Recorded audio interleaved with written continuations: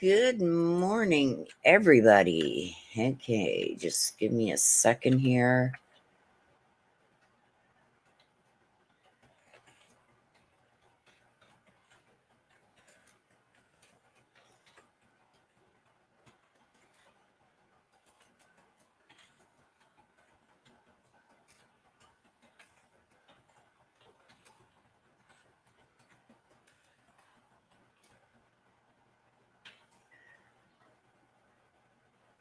Okay, I want to put that up for Lauren for when she comes in.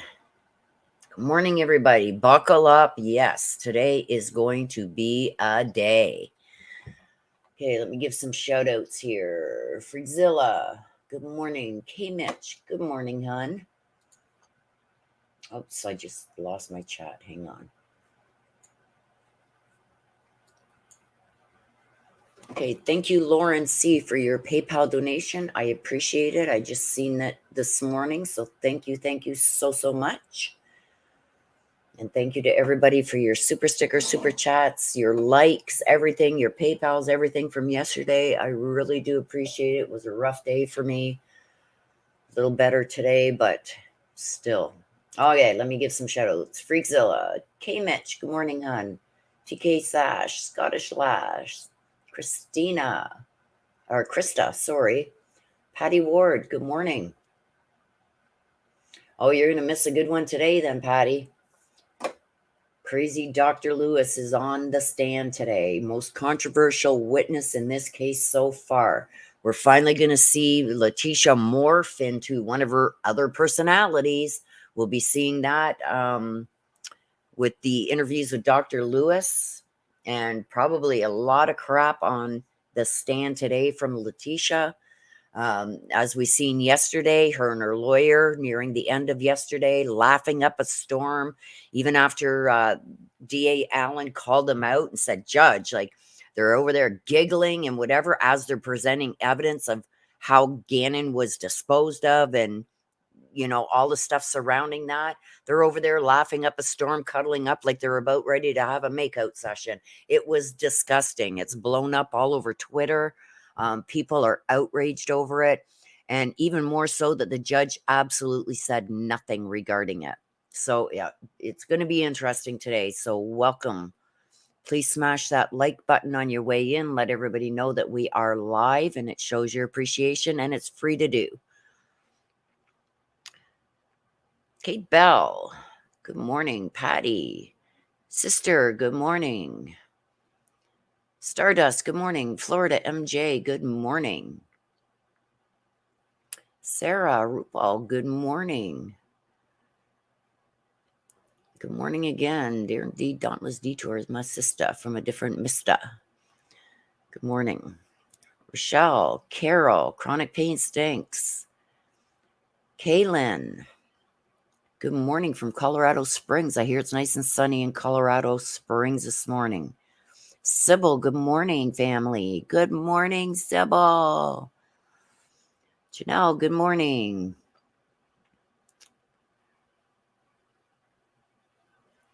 Serenity, good morning. Carol. Oh, gosh, you guys. Thomasina, good morning. The Real Angel, good morning. Denali, good morning. Chanel. Kate Bell. Kate Mitch. I think I'm doubling up on some of these, but that's okay. Sarah Jane. Shannon Scopper. Karen. Hi, Sarah. Tanya Hodges, good morning. Crazy Graham. Teresa, good morning. Caroline Seeley, good morning. Yeah, the judge really does need to say something. Kaylin, good morning. That's Jay. There's my girl. Good morning. I don't know. I don't know what the judge is doing, but I think like when DA Allen, and you know where I'm coming from with this, SJ, we've had some conversations about it in private, but for him to even have to stop and say something about it, and then the judge still not say nothing. No, I think something needed to be said, and I don't know. He should have called it out, like DA Allen did, and he should have addressed it, and he didn't. And I find that bad, especially with this doctor coming up today. Aw, thank you, Carol.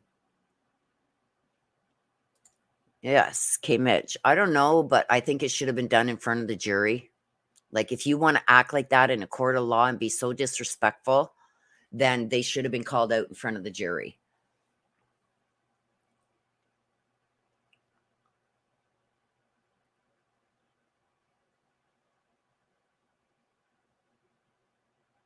Teresa says, love you, mommy. Who's mommy? Who's mommy? Good morning, Butterfly Dana.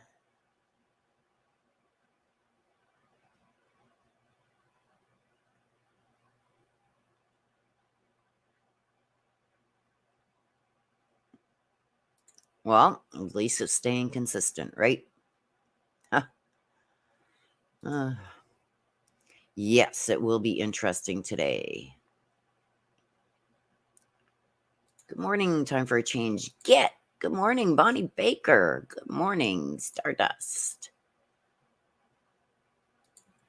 Real Angel's going to go for a walk and listen.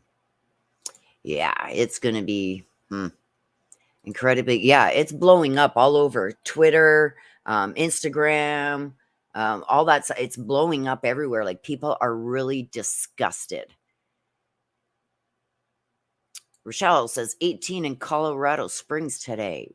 Ooh, 18 Celsius. So that's about 67. That's not bad. Here we are at like 5 degrees. It's chilly today. So 5 degrees is about, I don't know. I'd have to get up and go and look outside, but 5 degrees Celsius, it's chilly. And it's raining and it's storming and it's just nasty here today. So I got my little heater on because I refuse to turn on my big furnace.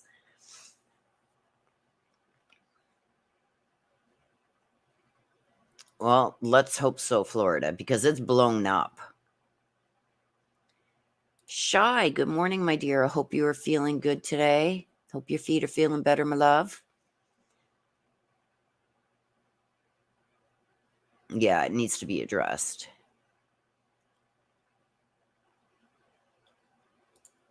Juror 11. Have we heard from Juror 11? How are they doing? Juror 11 is in the building right there. There's Shy. Juror 11.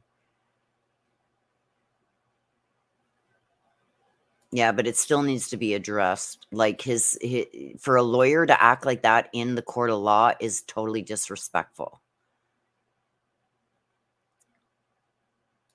Yeah, DA Allen called him out. Like, he stopped in the middle of his questioning of the witness and called him out. Thank you, the real angel girl. Hello, Karen.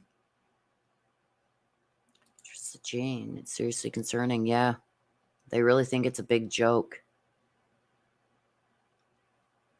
Good morning, Bad Monkey.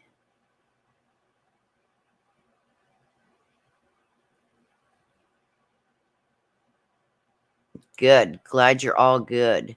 Dot, thank you. Thank you so much for your $5 super sticker. I appreciate you.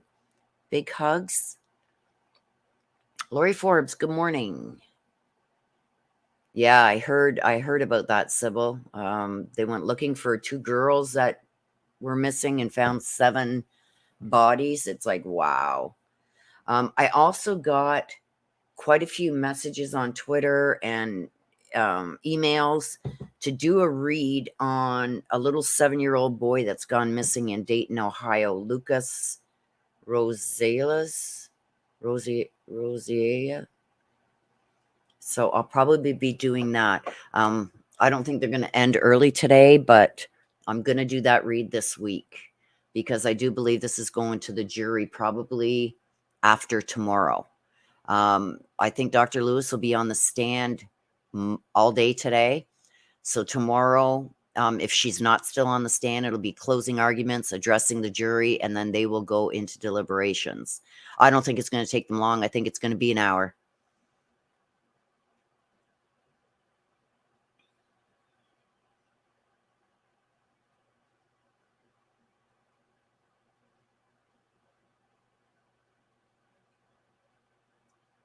Thank you again, Dot, for your super sticker. I appreciate you. Chanel, I think the defense has been disrespectful the whole time. I wouldn't say the whole time, but this last bit, yes. And I mean, it's only going to get nastier with this Dr. Lewis. Good morning, T. Neely.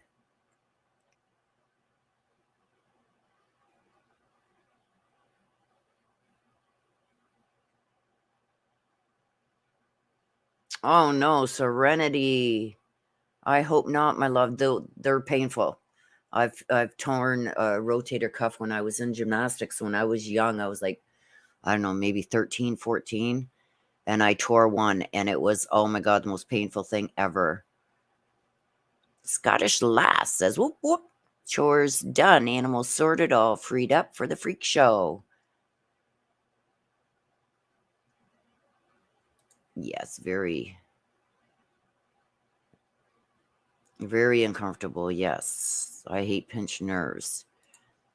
Crook's career is crooked after this. Absolutely.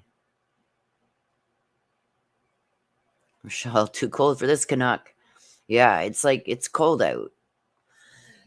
And everybody's getting sick because a week and a half ago it was like 78 degrees outside, like almost 80. It was like 27, 28 Celsius. And then it went from that to cold. We got snow. And then I hear Windsor, which is the other end of Ontario, just before the US border there. Windsor got tons of snow. That's in Western Ontario. It's crazy.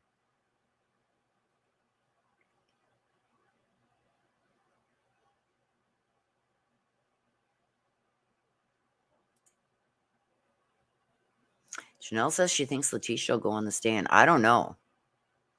I'm interested to find out why this doctor felt the need to go and see Letecia on Sunday for 3 hours. And I think she was coaching her, telling her that when certain things happen, she's got to start acting a certain way. That's exactly what I think happened. And I think it's like, if you don't do this, you ain't going to get off. You need to be doing this. That's what I think that whole thing was. I think she was coached. I think they went through scenarios of how she should be acting when certain things are brought up. And I just find that even though the judge said that she's not going to be able to testify about anything that was not in the papers that she submitted the middle of March, so anything new she learned on Sunday, she can't talk about. But that doesn't change the fact that she could have been coaching her. Like, totally unheard of. I know it's not allowed here in Canada. So I don't know why the judge just has not done something more regarding this. Is he scared of a mistrial or something? Maybe. But anything could have happened on that 3-hour visit. If she's coached her and told her, look, when I say this, you got to start doing this. I say this, you got to start doing this. Because so far, we have not seen Letecia morph into any of these other personalities, even though there's been tons and tons and tons of her so-called triggers. She's never changed. So for this to be happening now, and then yesterday you could see her kind of talking, mouthing words and talking to herself and stuff like that. And then the little comfy session between her and Cook, it's almost like she almost had her head on his, really resting on his shoulder. It looked like they were ready to start a makeout session. It was disgusting, you guys. Sensible Crime, good morning. Yeah, it's been a rough road. This last 3 weeks, you guys, have been just one thing after another with me. And if it's not my health, and my dad passed away yesterday, and it's just one thing after another. So let's hope that this is the end of it. I've got doctors still to go see. I got that scope to still go and do, and I got allergy tests to go for again. And it's just like, it's not a good start, but it's better to get it all out of the way while it's still chilly out, so I can enjoy my summer this summer. Nana, good morning. She used hypnosis. I think she made sure she had a code word to trigger her. Anything's possible.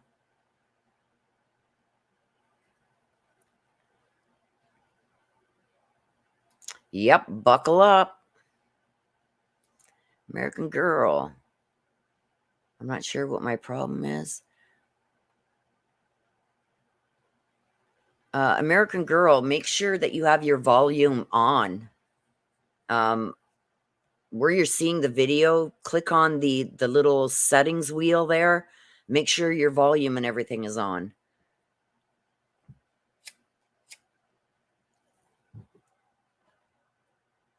So it's got to be on your device, maybe even on your phone itself. Sometimes you can just like put the ringer on high and and everything else is muted. So open your settings on your phone or whatever device that you're on, open that up and make sure all your volumes are up for media, for everything. And I hope that helps. Good morning, Alexandra. I hope I haven't missed anybody here coming in. I'm sorry if I have. It's not intentional. Good morning, Kathy. Lori, yes, it was. It was disgusting.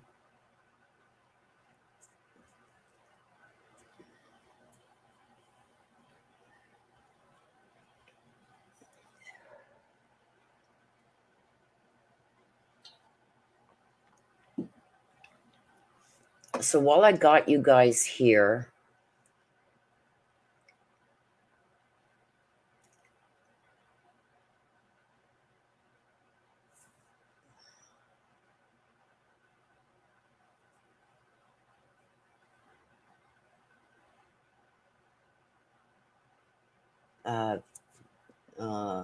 SJ, honestly, if she acts up today with Lewis on the stand, it would be the best thing for the jury to see. They will see right through it. Yeah, because she hasn't acted like, other than flipping the bird or yelling out no, she's been pretty docile on the stand, even when her daughter was up there and her brother, everything.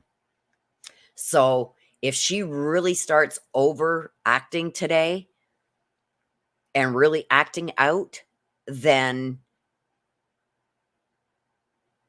you know, the jury's going to see through that, especially knowing that like, when I hope the judge lets the jury know that this doctor went and seen Letecia on Sunday.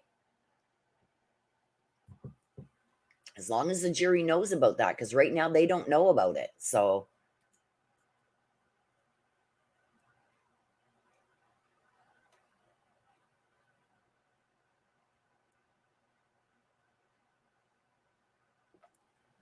no, they're not allowed to video record meetings with a doctor or a lawyer.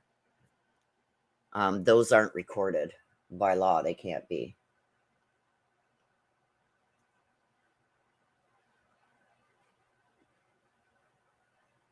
Let's hope not, Christine. Exactly, Sarah.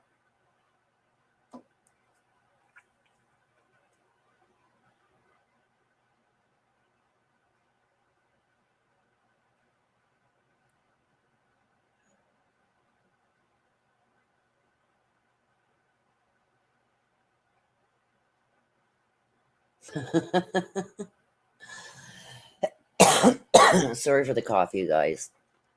But I'm almost over this cold, so that's good. Bad monkey. You're a nut. You are a nut.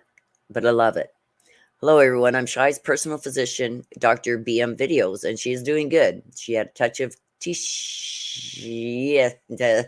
and she's rambling for hours and had uncontrollable itching, but the lice healed her. There you go.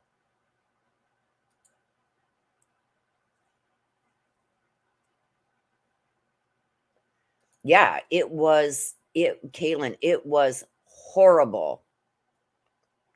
Horrible. Yeah, she didn't come into Canada. There's no they addressed that on her passport too. There's no Canadian stamp on her passport.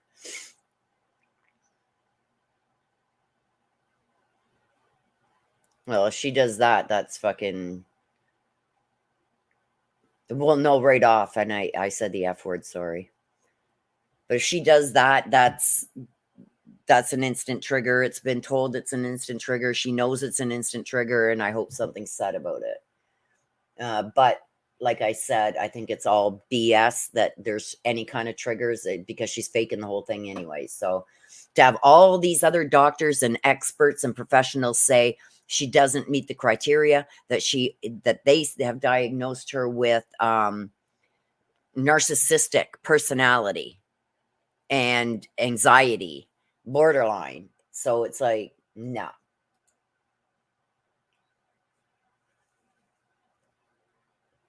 I hope so. I hope so.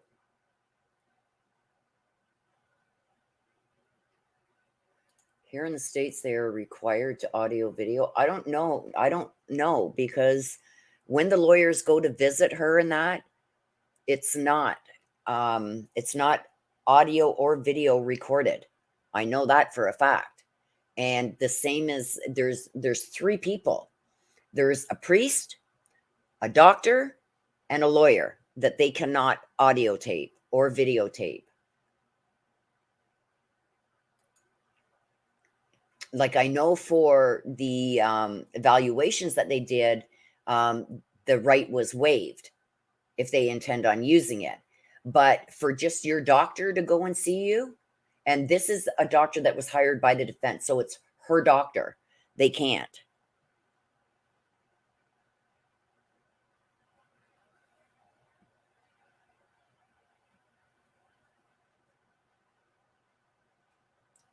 Exactly.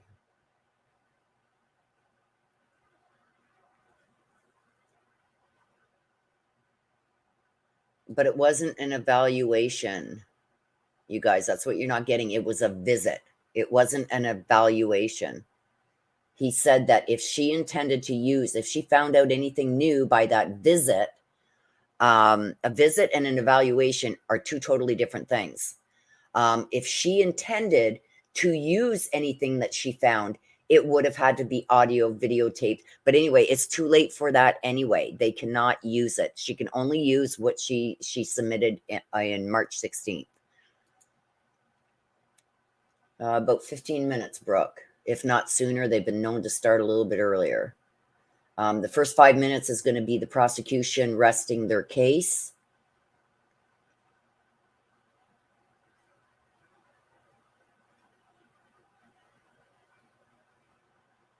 Right. That's what I'm saying, does. If it's an evaluation, it has to be audio video recorded. But this was not considered an evaluation. This was a visit. Doctor to patient. That's why he's not allowing her to comment on anything that's not in the March 16th paperwork.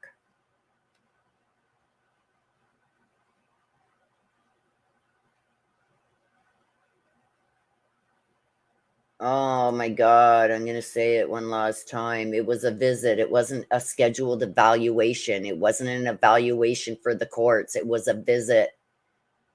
If it's for a report, they got to record it and everything, but it's not. It was a visit.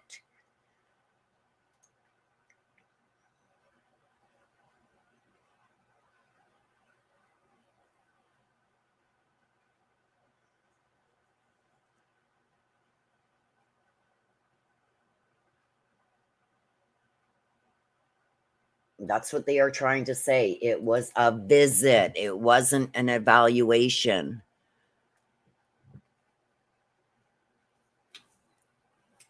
So if there are parts that they did videotape or audio tape, that could be because they want to try and use that part in court, but they can't.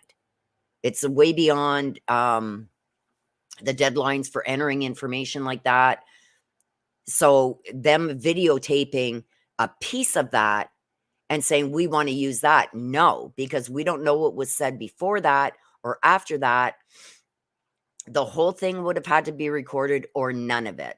And they're saying that it was a visit, but when things started to be talked about, that then they started recording it. And no, If it's classified as a visit, they cannot use it.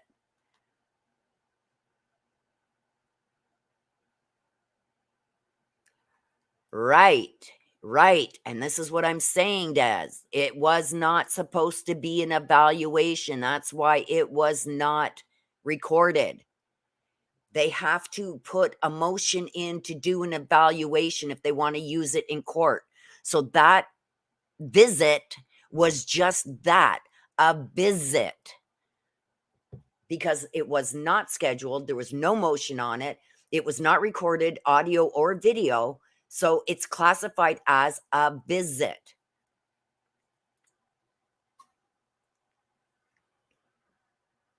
Yes, personal, not professional.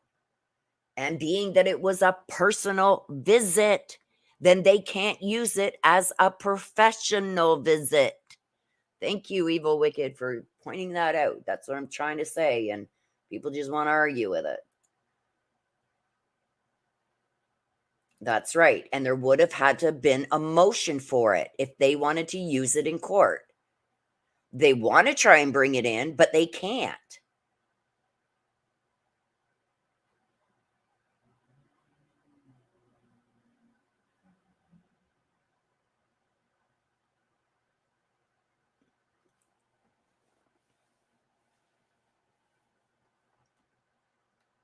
Exactly. Well, the worst thing you can tell somebody when they're getting annoyed is to calm down. That's like trying to baptize a cat. Sorry, but I got a lot of things on my plate right now, and I don't have to keep repeating myself. Sarah says, however, 3 hours is a very long time. A lot could have been talked about. Yes, and that's what I'm trying to get at, is she could have been coaching her. Like, when I say this on the stand, you got to act like this. Or when I bring this up, you got to morph into Maria. You got to start playing the part. We don't know. And coaching and getting her to understand certain points, they could have ran through it. Like, okay, I'm going to testify and I'm going to say this, blah, blah, blah, blah, blah, blah, blah, blah, blah. And as I'm saying, blah, blah, blah, blah, blah, blah, you got to do this. And as I say, blah, blah, blah, blah, blah, you got to do that. Like 3 hours is a long time to coach somebody. And yeah, Bad Monkey. I've got a lot on my plate right now. My dad just passed away yesterday. I'm not feeling good. I'm sitting in this chair again. My back is already killing. I'm agitated already today. So to have to keep repeating the same thing over and over, it's like, it gets annoying. I'm not in the best of moods today. So anybody acts up in chat today, it's going to be like I'm only human, you guys. I've got a lot on my plate right now.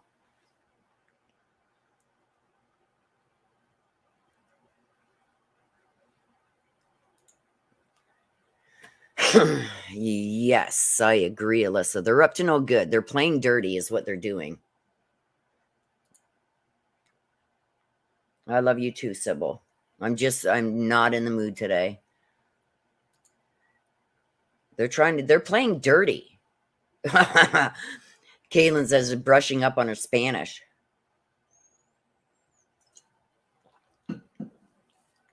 Yeah, it shouldn't have been. Like, it's not allowed here in Canada. And I know the laws aren't the same in Canada as they are in the US, but I know in Canada, a witness cannot go and visit the defendant the day before she's supposed to testify, because she was supposed to testify yesterday. Oh, thank you. Thank you, Bad Monkey. Oh, yeah. It's like, today is going to be explosive. This doctor, oh my God. Thank you, Norma. I mean, we knew, most of the weekend I was talking with my family and that, and we knew that he didn't have much time. We didn't even think he was going to last through Sunday, and he did. So, but yesterday morning, just before 10 a.m., he passed away. He lived a good life and everything, and I don't want to dwell on it, but I mean, it's still there inside me. You know what I mean? So patience today is at 0. Thank you, Real Angel. Thank you, you guys. Thank you. Thank you. Let's not focus on that, though. I don't want to focus on that. I just want to let you guys know why I've got so much on my plate today. I'm not feeling good. That happened yesterday. It was a rough weekend. My back is killing. It's just, today's not the day. Aw, thank you. I love you guys too. Like, don't take it personally, please.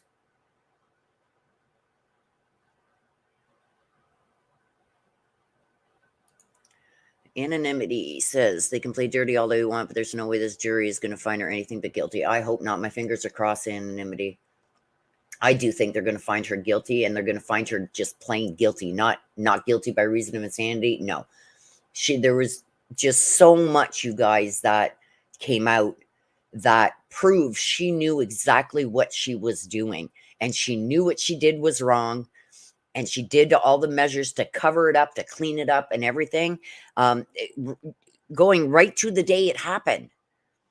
You know what I mean? With cleaning up all the red stuff in Gannon's room and hiding his remains and everything else. She knew exactly what she did. And that is the requirements for not guilty by reason of insanity. You had to have not known what you did was wrong. You can't know right from wrong. And she obviously knew right from wrong when she's cleaning it up and hiding and moving the remains and everything that she did, the lies, the deceit, everything. So let's keep our fingers crossed. Thank you for that anonymity. Yeah. Oh, thank you, Dawn. Good morning, Sammy. Yes, the quack is up. First witness today. First 5 minutes is going to be the prosecution resting, and then the defense is going to present its case, and they are putting up crazy Dr. Lewis. Oh, thank you, Butterfly Dana. I know it's not legal here, Norma. Oh, thank you, Thomasina. Hockey Mama. Good to see you, my love. Oh, thank you. Thank you. Yeah, it's all over, Rhonda. Twitter, Instagram, everything. Everybody's complaining. Facebook, YouTube, everything. Yeah, exactly. CC Schrader. And good morning, hun. Sarah, thank you. Thank you. Thank you. I can't eat chocolate. I'm allergic, but coffee, absolutely. Got one sitting right in front of me. So thank you for that, Sarah. I appreciate you. Big hugs.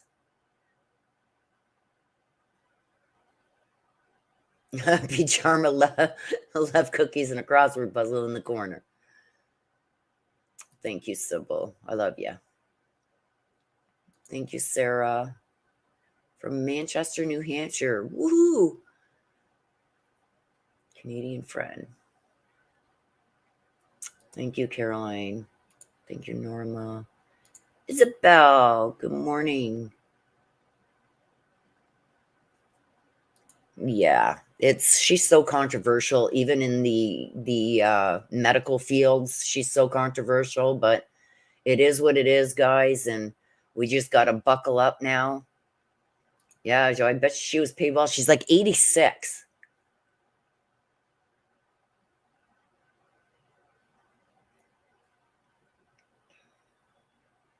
Good afternoon, positive. Good morning. I said good afternoon. Good afternoon, Willow and chat. Good morning, positive vibes. And good afternoon to where you are.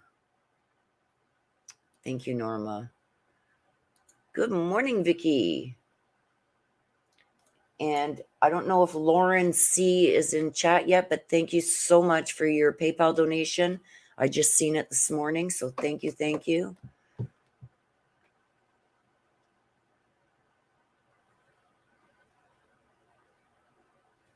Yeah, we didn't see that before, right, Beach Arma? Oh, Fruit Fly's got a cozy blanket in the corner, too.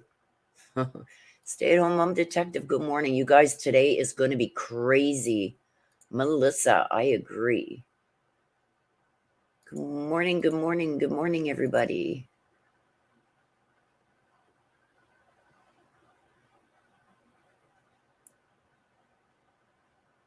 Right? Maria, yeah, and none of these personalities you guys have come out. Well, today is going to be a new day, and we are going to see. Apparently, we are going to see Maria emerge, and we're going to hear her Spanish talk. I'm assuming it's only going to be a few Spanish words because Letecia, for being a teacher, all her misspelled searches and everything else. Oh, thank you, Chanel. I will go and check that. Just give me a few minutes. Good morning, everybody. Right? I feel like I'm 100 today. Rosie. Hello, hello, hello, my dear.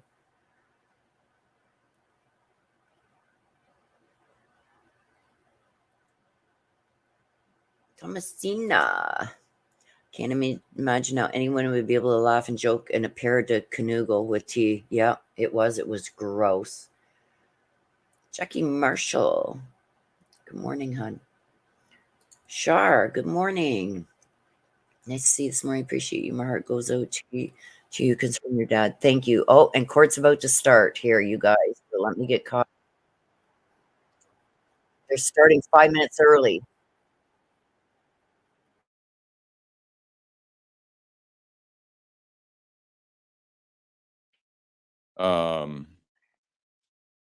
Ms. Gratiano had gone through all of the exhibits. There were 5 that there were questions about. It was 204, 221, 293, 339, and 713. My understanding is that's been cleared up. I've also spoken with my court reporter. All of those exhibits have been admitted. Is that right, Kathy? Okay. So do you disagree, defense? I do not. Okay. So that means that all of the exhibits that I have as admitted, let me double check these here.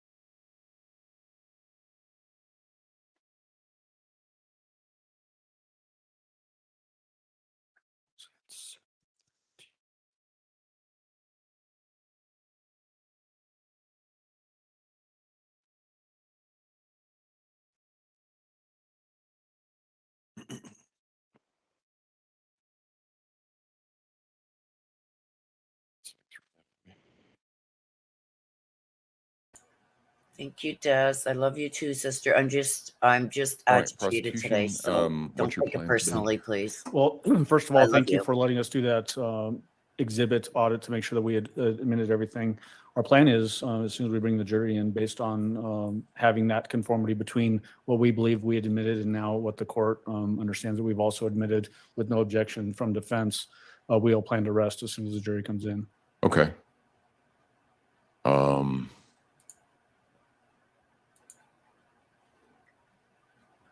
Who are you calling first? Oh, sure. Hold on just a second.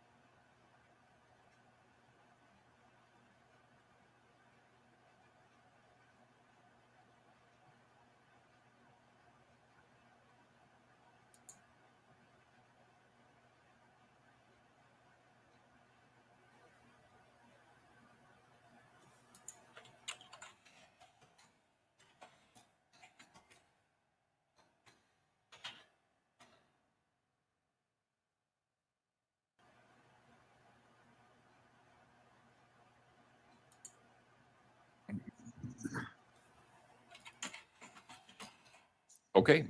Let's go ahead and bring the jury in then.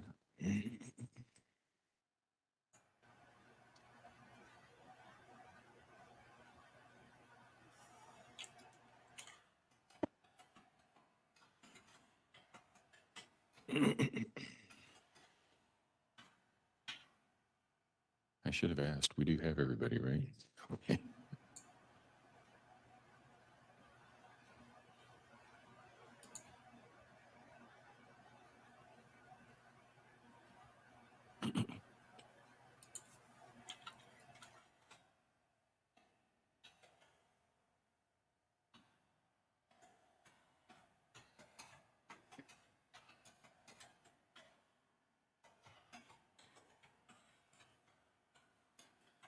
Can you guys do return time of 1 o'clock? All rise for the jury, please. 1 o'clock, will that work?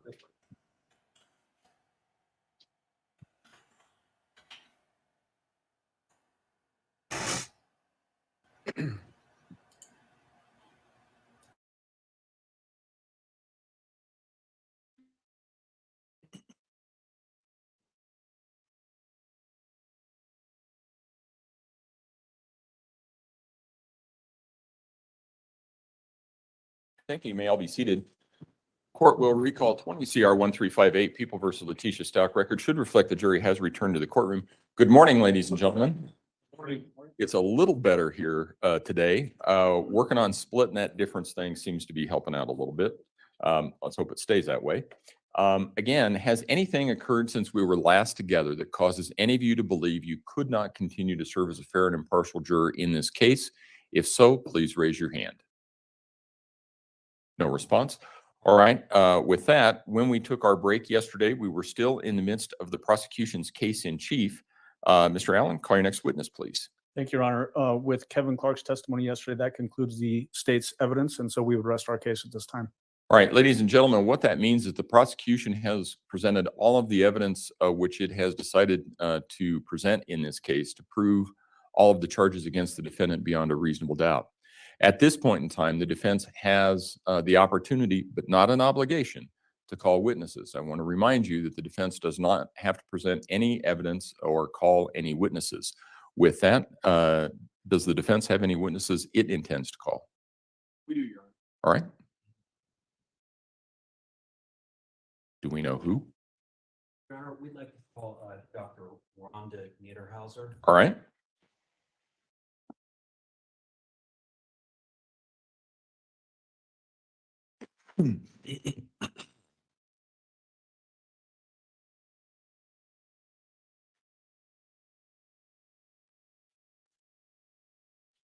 Dr. Niederhauser, if you would step forward and raise your right hand, please, ma'am. Come a little closer. Oh, you just go right there. Sure. It's okay. Do you swear or affirm the testimony about to give in this matter will be the truth, the whole truth, and nothing but the truth? Go ahead and have a seat in the witness stand. Please watch your step as you step into the stand.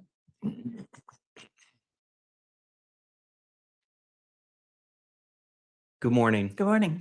Could you please state your full name and spell your last name for Sure. the court reporter who's seated right in Sure. front of you? It's Rhonda, R-O-N-D-A. And you need my middle name too? Last name's Okay. Niederhauser, Niederhauser. How are you employed? So I work at Fort Carson. I work at Evans Army Medical Hospital, and I work in Ivy Medical Clinic. It's a primary care clinic office. Okay. And I'm a clinical psychologist. Okay. And what is your education? I have a doctorate degree, PhD in clinical psychology, and then I have a postdoctoral master's in clinical psychopharmacology. Okay. And is this your full-time job at Evans Hospital on Fort Carson? Yes, sir, it is. Okay. And you work at a primary care clinic? I do, yes. Okay. Do you exclusively or primarily treat people that have mental health or I see mental all conditions? kinds of different things. I would say the primary is people with depression, anxiety, adjustment disorder. I work mostly with the dependents of military spouse or military service people. And then I work with veterans and their family members as well. Do you do active duty soldiers as well? Occasionally, our clinic is primarily for the dependents, veterans Okay. and their dependents. Yeah. All right. Occasionally, there'll be a mom that brings her kid in and has some postpartum depression or anxiety, and I'll see them. But we have other clinics that will take care of the active duty service members. How long have you been at Evans Hospital? 10 years 10 years. And how long have you been a practicing clinical psychologist? since 2000. 2000. 23 years. All right. So in December of 2019, did you meet with a Letecia Stauch? Yes, I did. Okay. And is this Miss Stauch seated at the table, as you recall? Yes, it is. Okay. And what day did you meet with her?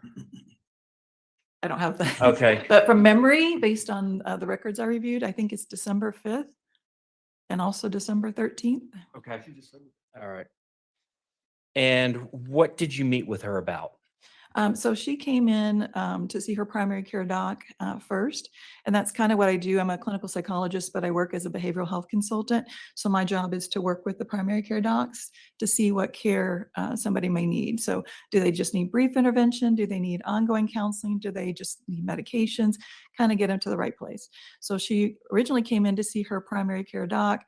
She was having some constipation, and the doc also did a depression and anxiety screener on her. And based on her anxiety symptoms and what she was going through with stress, her doctor walked her into me. And I have 30-minute appointments. I don't do the typical psychologist type of job because I work in a primary care clinic office and I get people walked in all the time. So she was walked in for me for stressors with her work, and she was having some anxiety symptoms. Okay. So she went to see her primary care doctor back in December 2019. Correct. And your understanding is the primary care doctor thought that it would benefit her to come and meet with you, a clinical psychologist. That's correct. Okay. And how long did you talk to Ms. Stauch? Was it the full 30 minutes? Or I documented it was 30 minutes. I Oh. didn't have a timer on it, and I can't tell from 4 years ago. So I'm sorry. okay. And what was your diagnosis, or did you make a diagnosis? It was anxiety, generalized anxiety disorder. Okay.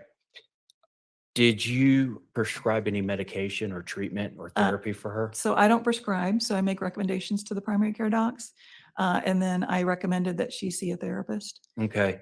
What was your recommendation for medication? Hydroxyzine. Hydroxyzine? She had said that she had tried other medications in the past, and she wasn't having depressive symptoms. It was more anxiety, and she was having trouble sleeping. And hydroxyzine is an antihistamine. It's like Benadryl. It's what you can get over the counter, which is in Tylenol PM, that can make people sleepy. But Benadryl's never been a medication that helps people with anxiety. Hydroxyzine, we found, can help with anxiety and can help with sleep. Okay. And that's what I had recommended. Was she ever prescribed lorazepam by you or anybody else that you're aware of? I don't remember. Okay. Did you discuss stress and anxiety that she was having from her work as a teacher? Yes. So she had told me that somebody at her work was being harassed and that she stood up for that person. I don't know what kind of witness she was to them, but because she was a witness, she felt like she was being harassed. Okay. And at some point, you provided a letter dated December 5th, 2019. There's also a letter dated December 15th, 2019 that has your name and everything, but there's not actually a signature. Do you recall that letter? I do. Do you want me to speak to both letters? No, just the latter one. Yeah. The second letter, so I saw Ms. Stauch on the 13th of December. And at that time, she was doing better. She had decided that she was going to quit that job and she was going to go in another school district. She was going to look for a teaching job in another school district. And because she had made that decision, I think some of her anxiety was relieved. In fact, when I did it's called a behavioral health measure 20. So it measures all kinds of different things, including anxiety. Her symptoms had gone down. And I think that was mainly because of making that decision to leave that job. So she left. And then I got an email from her that she apparently had talked to her, her work, her boss, whatever the case may be. And they told her that they wouldn't allow her to quit because she was on a contract. And if she wanted to resign, she'd have to have a letter from her doctor indicating that it was recommended. And so that was the letter that I had written, was that I recommended that she be able to resign from her position based on her anxiety symptoms. Okay. And then I sent the letter. I'll finish. I'm sorry. And you have, Wait. Let's stop both of them. I know it's hard for you because everybody comes in, number one, they're nervous. Sure. And they may not have done this before, but the court reporter is taking down everything we say as we say it. Sure. That's important for one thing. It's easier for her to take things down if only one of you is talking at a time. It's also easier if you speak slower. Okay. She'll appreciate that. Okay. So let's try again. and you provided Ms. Stauch a copy of the letter where you recommended that she step down from her current teaching position. Correct. Okay. Did you provide that a written copy to her? Or did you send it via text, electronic, email? I sent it by email. I sent her a draft of the letter, Okay. which means basically I didn't sign it. I sent her the draft so she would be able to read it and see if she felt like it was sufficient, if I was not putting in too much information or if I was putting in not enough information. So I sent that letter, the draft of the letter, to her. The therapy that you recommended that she start, what type of therapy are we talking about? It just would have been individual Talk therapy Yes. with a psychologist or psychiatrist? therapist, yes. Okay. After December 2019, did you have any more contact with Ms. Stauch? No, I did not. Okay. Can I have just a second, Your Honor? You may. That's all I have.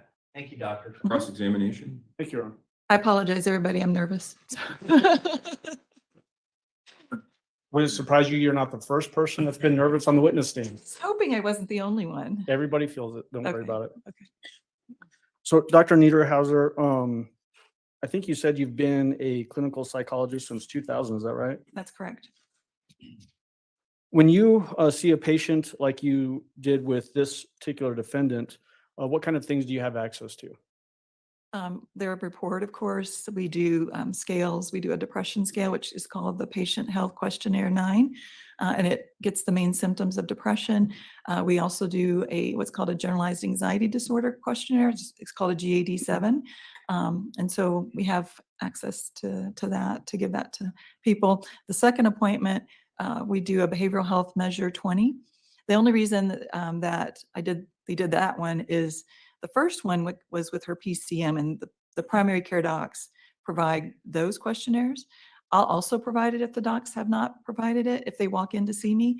But the behavioral health measure, when somebody has an official appointment with me, they're filling that out in the waiting room, and then they bring it to me. That's what the government wants me, the military wants me to have people fill out. I Government like and the other two forms better, but that's what they have us fill out. So, government and the regulations, right? yes, yes, military, yes, Do you get a description of symptoms from the patient? I do. You agree that this particular patient, the defendant, endorsed that she had sleeping problems, I do. that she was feeling tired, Yes, that she was having trouble concentrating, yes, I believe so. and that she had moderate level of anxiety. That's correct. And then that she also, though, denied any suicidal ideation. That's correct. What does suicidal ideation mean? Where she wants to kill herself. She also denied any homicidal ideation. That's correct. She denied any intent or plan to commit either suicide or homicide as well. That's correct. And that was on December 5th, correct? Correct. Did that hold true on the second date, on December 13th? It did.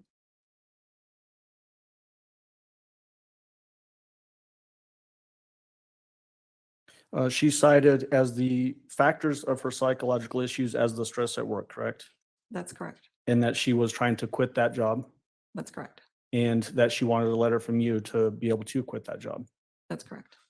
Did you consider the option that she might be manipulating her visit with you to get a letter to present to work? I did not. That's not typically how we Okay. operate. We trust the people that come in to see us. I would not be a good psychologist if I cross-examined every person that came in Sure. and said, I don't believe you. So that's how a therapeutic relationship works, is you have to trust the person that's coming in to talk to you. Did you note in your notes on this from December 5th that there was no disorientation observed? That's correct. She knew where she was, who she was, Why is that important? situation. It's important because you have to know who you are, where you're at, what's going on. And she had no problems there. No, not at all. She also was not exhibiting any hallucinations, correct? That's correct. Her memory was not impaired. That's correct. Even remote memory was not impaired. Correct. And more significantly, recent memory was not impaired. That's correct. Judgment was also not impaired. That's correct. Speech was normal. Correct. Rate of speech was normal. Correct. Didn't seem to be pressured in her speech. Correct. Tone was not abnormal. It was not monotone or any other abnormality. Correct. And volume was normal. Yes, And in fact, you noted no language abnormalities were demonstrated at all. that's correct. You also went through her thought processes, correct? Correct. They were not impaired. Correct. In fact, you noted that they were linear, logical, and goal-directed, correct? Correct. You also evaluated her for connectedness, correct? I'm sorry, what? Connectedness. Do you remember that? I don't know what. Okay, there's a note in your report that said evaluation of connectedness showed no deficiency. Correct. What does that mean? So I think what you're referring to, and this has been like an old note, so I don't have access to it. But I think that it refers to how you connect to other people. And I didn't see any problems with her connecting to me. And she had connections to other people, her family. Okay. And just so you're aware, I know that you're nervous. It's okay to be nervous, like I was talking about at the beginning. If you can't remember, and it would be helpful for you to review your report. If you tell me that you can't remember and it would be helpful, I can show you your report and Okay. then you can review it, okay? Okay. That's a standard thing that we do with lots of witnesses. Sure. You noted that her insight was intact. Right. What does that mean, insight being intact? She recognizes what's going on with her. She has insight that she has anxiety, that kind of thing. And you also noted that she was not having any delusions. Correct. If you're noting all of those things, are those signs that somebody is not suffering from a severe mental health disorder? That's- We approach. Oh, if you have an objection, state it. I don't believe this witness is allowed to.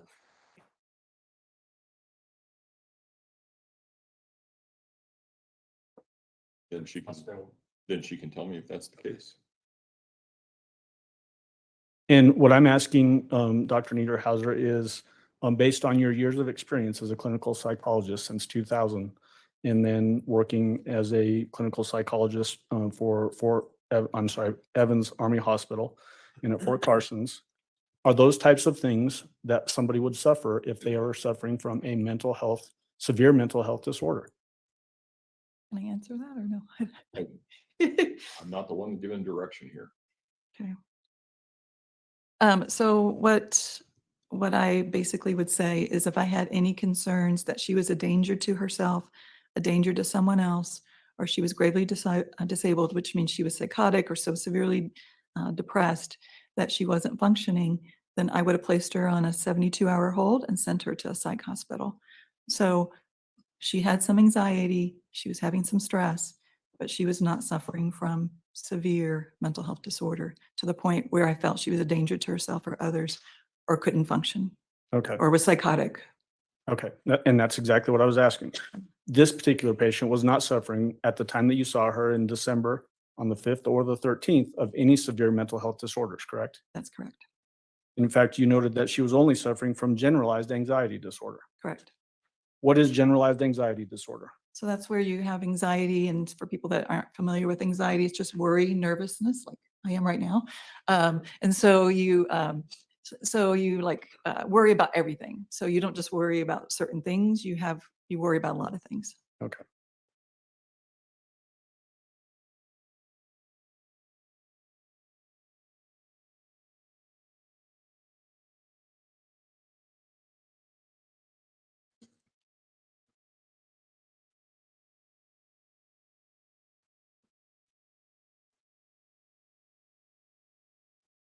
On December 13th, you went through the same sort of neurological assessment of the defendant, correct? Correct. You noted that there was no disorientation observed, Correct. that she was oriented to place, person, time, and situation, Correct. that she was not suffering from any hallucinations, That's correct. that her memory was unimpaired, That's correct. and that remote memory was not impaired, Correct. recent memory also not impaired, Correct. judgment was not impaired. Correct. Why is it important to note that her judgment was not impaired? Because if somebody's has poor judgment, then they're going to make bad decisions. And her judgment was normal. Correct. Her speech was normal. Correct. Tone again was appropriate. No volume issues or monotone issues or anything like that, correct? Correct.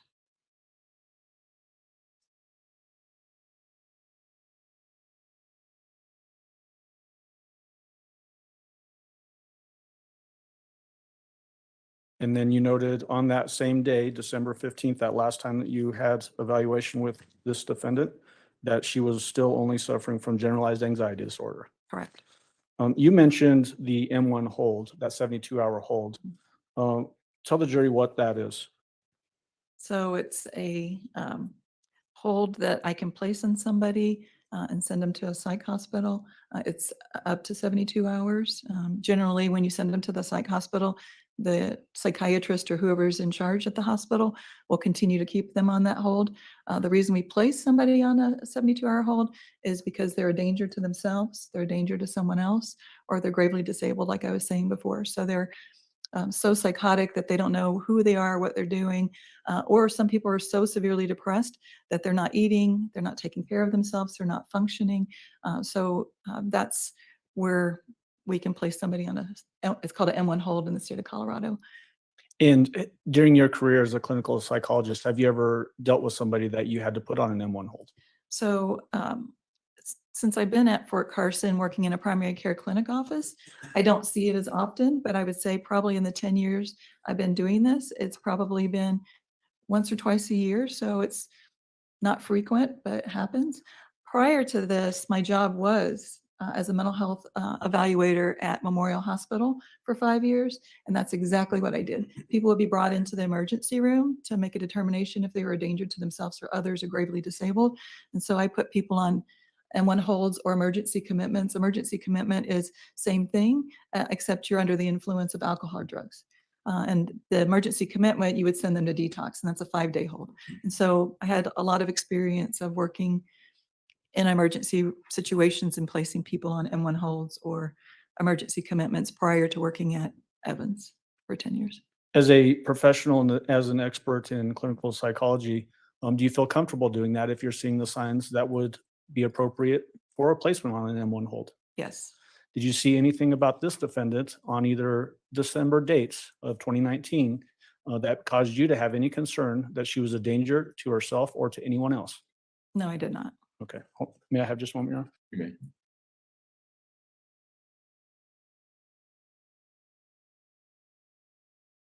What was the source of information as it relates to your interactions with this defendant?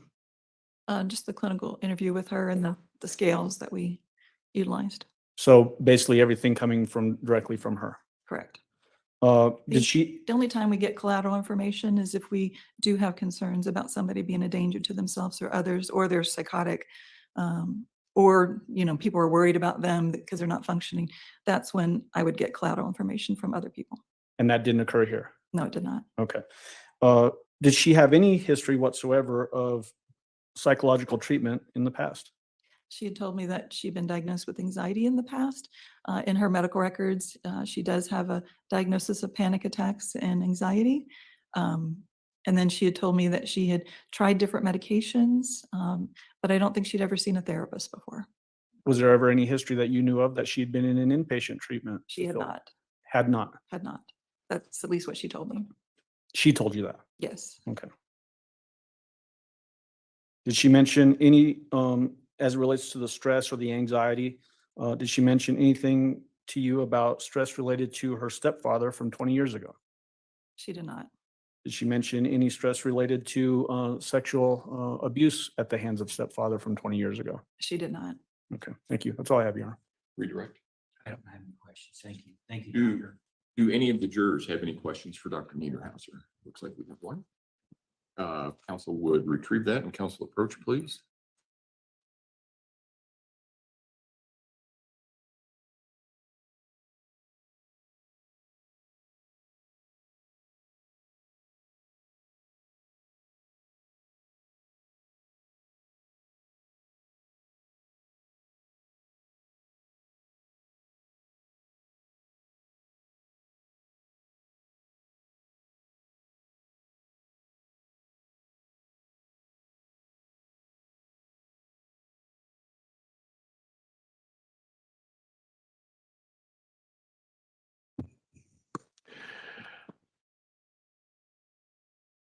All right. Dr. Niederhauser, did you or the defendant set the second appointment on December 13th? I did. All right. Well, I asked her to get an appointment and somebody scheduled it. Okay. I will allow reasonable follow-up as to that question only. Mr. Cook? Mr. Allen? So how was it that you had contact with her to set that second appointment? So usually what I do is I walk them out. There's a back desk, they check out and then they actually make an appointment. So I think that's how it happened. Okay, so it's basically at the end of the first appointment, you walk out to the lobby and then you say, set another appointment in a couple of weeks, essentially. That's correct. And why did you have to do that for this particular person? I typically do that as just a normal routine because I want to make sure that I don't do the ongoing therapy, but I want to make sure that I'm following up with patients and making sure that they're getting the help that they need. And so that's why I set it up. And then she did get prescribed that hydroxyzine. And so I wanted to follow up with her and make sure that how she was doing on that medication. So this was only in response to just you wanting to make sure that what you were recommending was working and to follow up, not because you had some concerns about severe mental health disorder. That's correct. Okay, that's all I have. Thank you. All right. Thank you, Dr. Niederhauser. You may step down.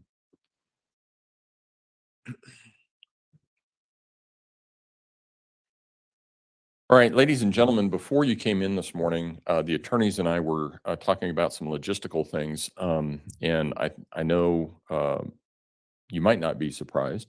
You might be, but you might not be surprised to find that in a case with this number of witnesses, this number of exhibits, sometimes scheduling issues occur. And so we don't have any other witnesses until 1:30. Until 1 o'clock. We're having there's a scheduling issue with respect to the next witness. So what we're going to do is I'm going to send you out until 1 o'clock. If I can have you back in the jury room at 1 o'clock. Again, don't discuss the case with anyone else. Don't discuss the case among yourselves. Don't do your own independent research about any aspect of this case. And the attorneys and I will be dealing with other issues. We're going to talk some probably about some jury instructions, some logistical things and things like that. So while we're not able to use your time efficiently this morning, I still hope to do that here. And we are still ahead of where we thought we would be at this point in time. So I know it looks like there's some downtime, but we're still going to use it efficiently from our end. And we are still ahead of where we thought we would be. So enjoy the morning, I guess. And we will see you at 1 o'clock. All rise for the jury, please. Well, you guys, it looks like I'll start a new live. I will put the thumbnail up so you guys can set your reminders because they're not going to start until 3 p.m. Eastern. So that's like almost 4 hours. So I'm not going to leave this one up.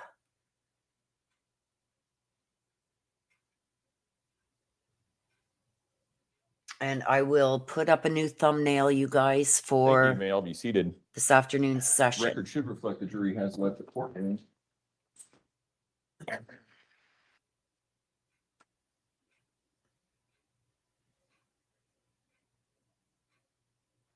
Like, this is crazy. Like, what All right, else are Ms. they going to Stauch, do? I'm going to go back through some of the questions Here we that I go. talked to you about last week. I just want to confirm prosecution, there are no prior felony convictions. Is that accurate? Correct, Judge. There were some prior felony arrests, but they were not convictions. Okay. All right. And Ms. Stauch, how old are you? And we've talked a little bit about your education. You have a bachelor's degree, a master's degree, and a doctorate degree. Do I have that right? And how's your health today? And are you now or have you been under the influence of any alcohol or drugs in the past 24 hours? Do you understand that you have a right not to testify? Can you hear her okay, Kathy? Okay. And if you choose not to testify, then the jury can be instructed about that right and be told that they cannot infer your guilt from the fact that you remain silent, and that it would still be the prosecution's burden to prove the elements of the case to the jury beyond a reasonable doubt. Do you understand that? Do you understand, however, that you have a right to testify? And do you understand that if you want to testify, no one can prevent you from doing so? Do you understand that if you choose to testify, you may be cross-examined by the prosecution concerning any matters which are relevant and material to this case? Do you further understand that juror questions may be submitted, but that the same rules of law, evidence, and procedure that apply to lawyer questions will apply to juror questions, and that improper juror questions will not be permitted? However, legally proper juror questions may be asked of you if you decide to testify. Do you also understand that the decision to testify or not to testify is yours personally, and only you can make that decision? Do you further understand that even though your attorneys may disagree with your decision, that the decision is entirely yours and yours alone? Do you fully understand this advisement? Is there anything further you wish for me to explain to you concerning your right to testify or not testify? What is your decision? Do you wish to testify or not testify?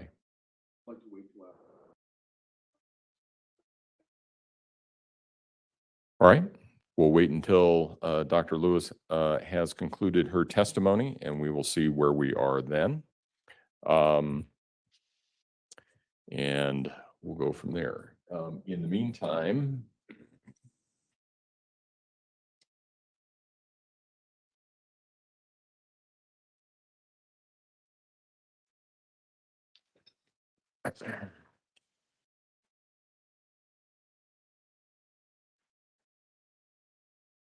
let's use a little bit of the time for jury instructions, just preliminarily.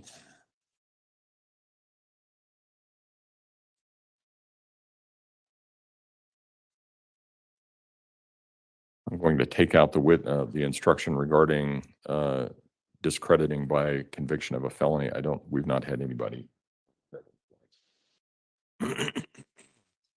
The instruction regarding expert, I think, is missing some language. I have to look at it. It looks like it's missing some language, so I just need to look at it. And then, Mr. Tellini, do you have a theory of defense? Are you intending to submit one? Okay, so, all right. And do you have any objections to the instructions that have been tendered by the prosecution? The only one I have, they all appear directly with Bull G, except the one about lay witnesses. Right. On sanity. The objection to that one, I understand it comes from statute, but I think it unnecessarily highlights that testimony. I mean, clearly witnesses can do that. The court, clearly allowed them to do it. So I think it's implied that it's acceptable for them to do that.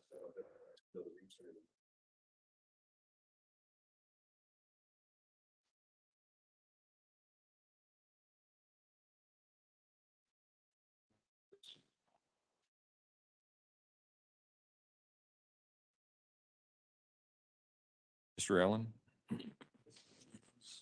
Mr. Young? Yes, good morning, Your Honor.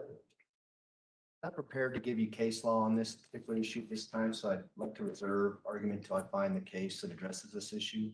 Okay. Obviously, there's a statute right on point that allows that to happen, which is 16.8.109. The jury has heard that type of testimony.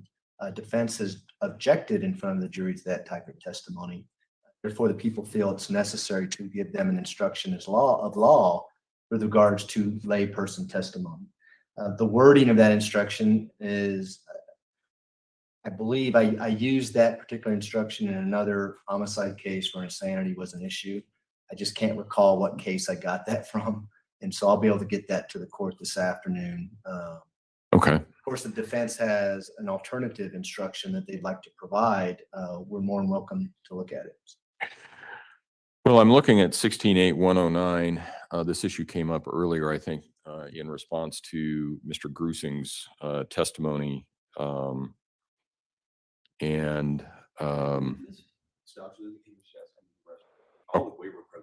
Okay. All right. All right. And Ms. Stauch, as I understand it, you're willing to waive your presence for the jury instruction conference? Okay.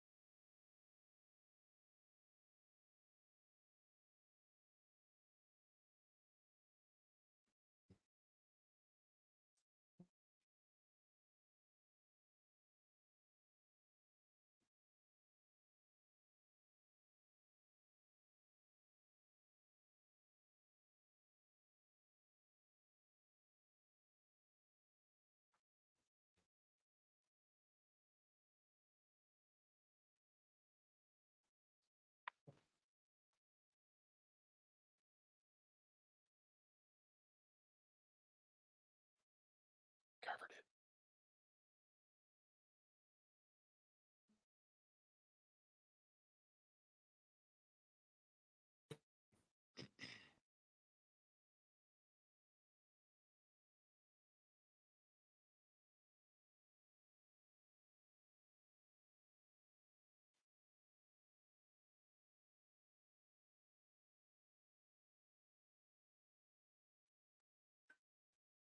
All right.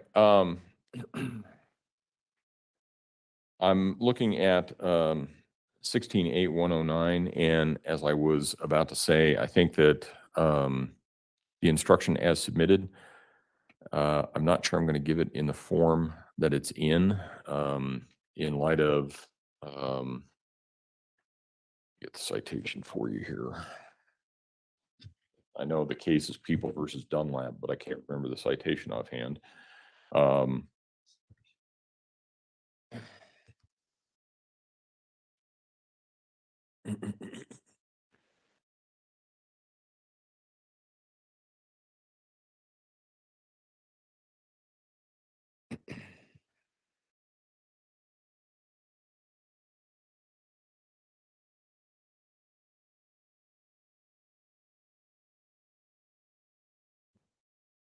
Got 173 P. Does it sound right? Dunlap? Nope, I'm thinking it's 36 P third 778. And the case that I'm thinking about now, granted, there are a number of different iterations of Dunlap because it's a death penalty case, so it went up and back a number of times. But I think the case that I'm looking at is 36 Pacific 3rd 778. I can tell you for sure the principle of law is that it was reversed because the language in the instruction that was given by the court did not specifically track the language in the death penalty statute. And so I think the closer that language in an instruction tracks the actual language in the statute, I think the better we are. I do think, and I am inclined to give such an instruction in part because it's warranted by the law, and in part because there has been some testimony regarding from lay witnesses regarding their impressions about Ms. Stauch's mental status at any particular time. And so I think that the jury should be advised that they can, whether they give way to that or not is up to them, but I think that they should be advised that it's proper to consider that and take that into consideration.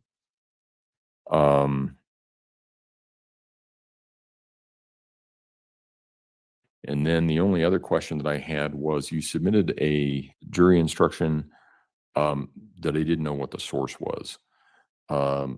It says the question of the defendant's sanity or insanity has reference to her mental condition at the time of the alleged acts, the condition of the defendant's mind previous to the act charged, and since that time may be considered only to aid you in determining her sanity or insanity at the time of the acts charged. It sounds like it's a standard instruction somewhere, but I didn't find it.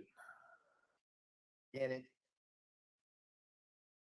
did these so long ago, it's hard to remember where I got. Okay. I got most of them from Colgy, but I also did some from prior cases that I had. So Okay. I'll do some research while we have some time and figure out where I came up with. Okay, that one, that's the only one that I had the question about. So, and let's see.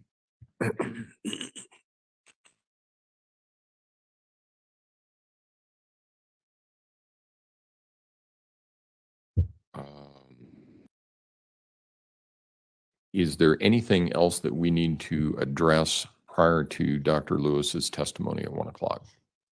Mr. Young? Besides what we talked about yesterday, that's the only concern I have. Well, let's talk about that because she's going to be here at 1 o'clock. So what is it that you are requesting?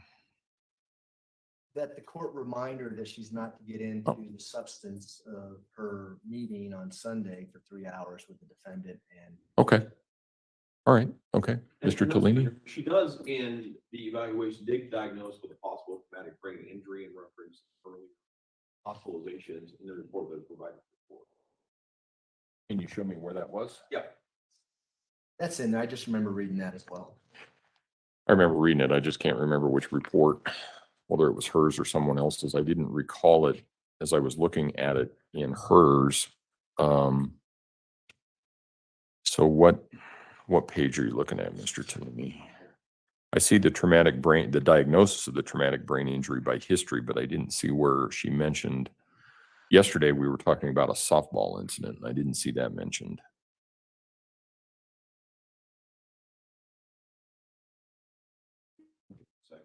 Okay.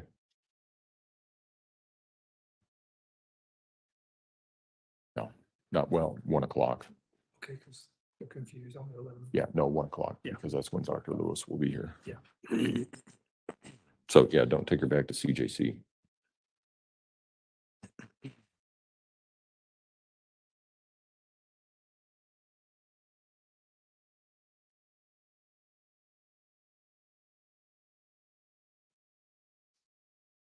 Yeah, so on the preliminary report, The preliminary, okay. yes, on the third page, Third page. talked about a second diagnosis could be much partial seizure. These kinds of seizures are characterized by auras. She was severely injured when a shell fell on her head and knocked her unconscious. Prior to that, she suffered a head injury and was taken to the emergency room, part of CAT scan, and had a discharge of diagnosis. Okay. Mr. Young? It wasn't about a softball, obviously, injury. It's in her report that may lead to this conclusion that she comes up. Okay. And I do recall her talking to Ms. Stauch about the bookcase during her forensic interview that was recorded back. Okay. I think she can talk about that. Again, she can't talk about a softball injury other than to say that what she says here, prior to that, she suffered a head injury, was taken to an emergency room, required a CAT scan, and had a discharge diagnosis of brain damage. I think she can talk about that. What? Oh, she wants to come back. She can. Other than that, is there anything else that we need to take up? Nothing from the Defense? Okay. All right. We'll see everybody at 1 o'clock then. And I will tell you that even if we finish early today, we're not going to do closings tomorrow. I think it's fair to give everybody some time to get things together. So the earliest that I would anticipate closings would be Friday. I just think everybody needs to have some time to put all of their thoughts together. So, all right, we'll be in recess then.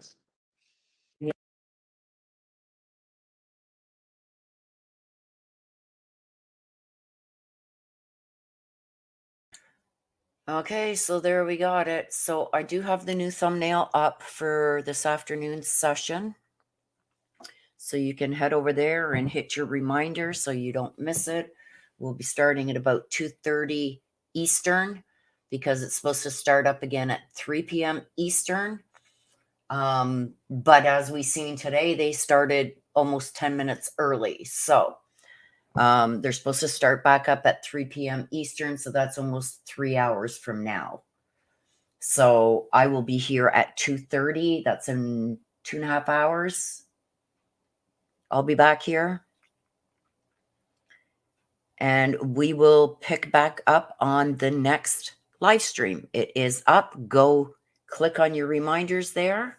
And I will see you guys all back here this afternoon. It's going to be interesting. And they're closing on Friday. So I am assuming that if they do end early with this doctor, which I don't think they will,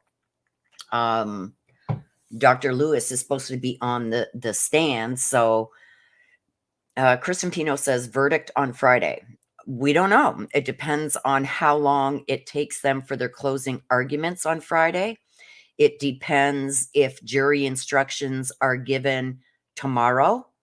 If they are, the jury will head to deliberations as soon as closing arguments are done for both sides. So it's hard to say. Once they do their closing arguments, the jury is sequestered until they come to a verdict.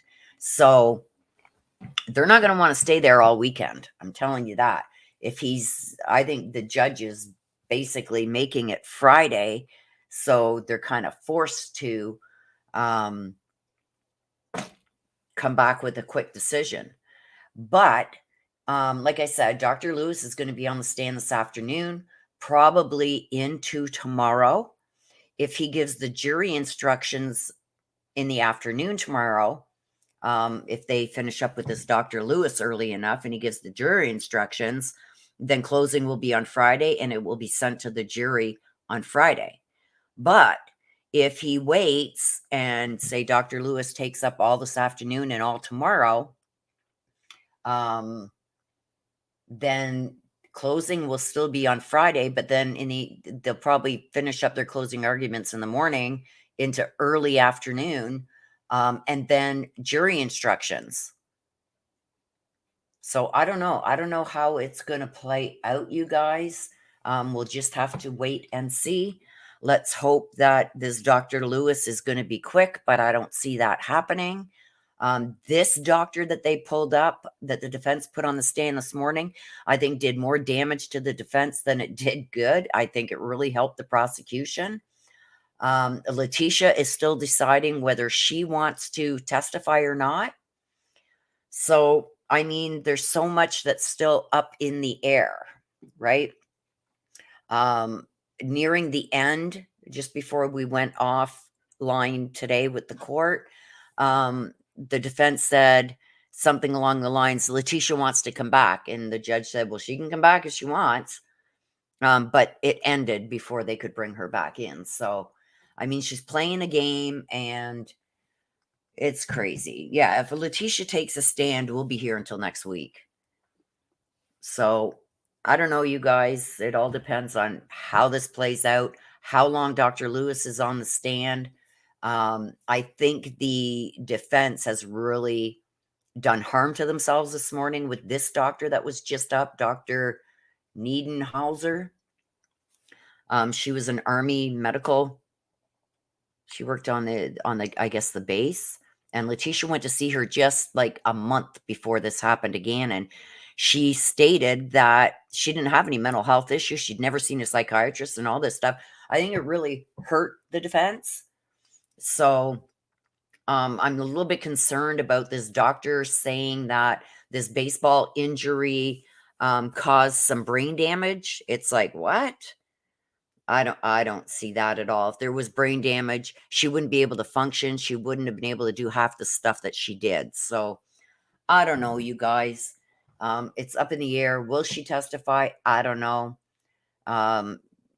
she may be narcissistic enough to try that, but I know when they were taking her out and they were putting the handcuffs on her, Al was staring her right down. So yeah, T. Neely says she knows her goose is cooked.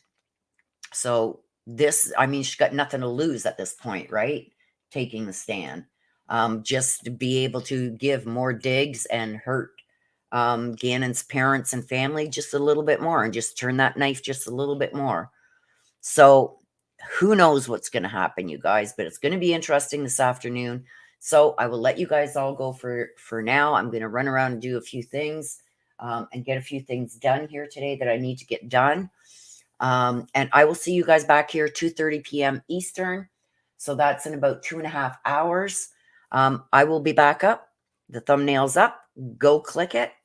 Thank you for joining us this morning. We will see you all this afternoon. Mods, you guys rock. Until then, take care, you guys. See you then. Bye-bye.